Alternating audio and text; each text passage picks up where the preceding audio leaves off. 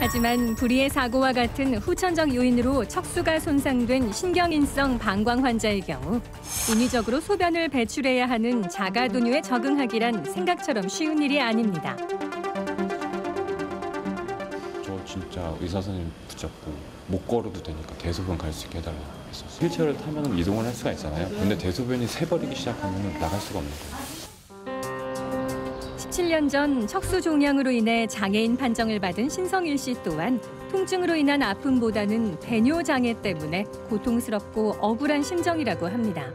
다치고 나서 소변을 볼 때 큰 돈을 들여서 내가 소변을 봐야 된다는 거예요. 그런 부분에 있어서 좀 억울한 부분도 있습니다.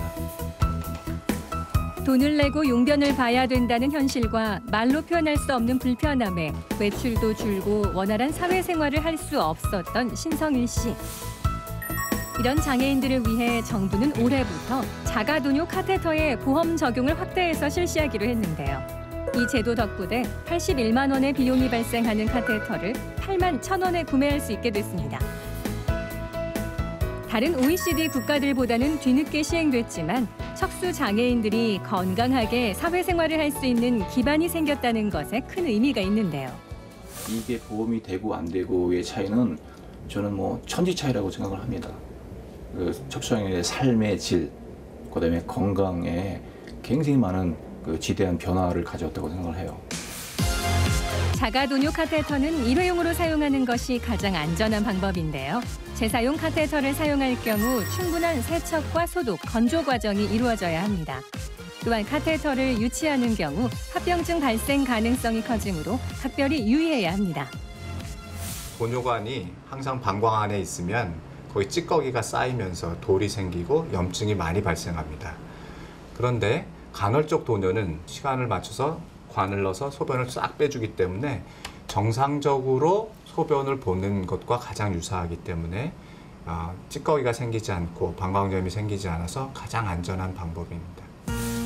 척수 손상 환자의 대부분이 겪는 요로 장애 또한 자가도뇨를 할 경우 발병률이 현저히 줄어듭니다. 배뇨 장애가 있는 장애인들은 도뇨 교육받는 것을 주저하면 안 됩니다. 전문적인 교육을 통해 위생적이고 올바른 자가도뇨 방법을 알아야만 방광 건강을 유지할 수가 있습니다. 도뇨를 제대로 하려면 제대로 된 교육을 받아야지만 제대로 시행을 하고 그로 인해서 합병증이 발생을 하지 않을 수가 있거든요. 의무는 아니지만 꼭 필요한 교육이라고 생각을 합니다. 또한 휴대가 간편하고 즉시 사용 가능한 친수성 카테터를 이용하면 편리하면서도 위생적인 도뇨가 가능합니다. 친수성 카테터가 나옴으로 인해서 이런 합병증을 많이 줄이게 되었습니다. 올바른 교육을 받고 하루에 4번 내지 6번을 정확한 방법으로 도뇨를 하는 것이 환자들의 삶의 질도 높이고 합병증도 줄이는 좋은 방법이라고 생각합니다.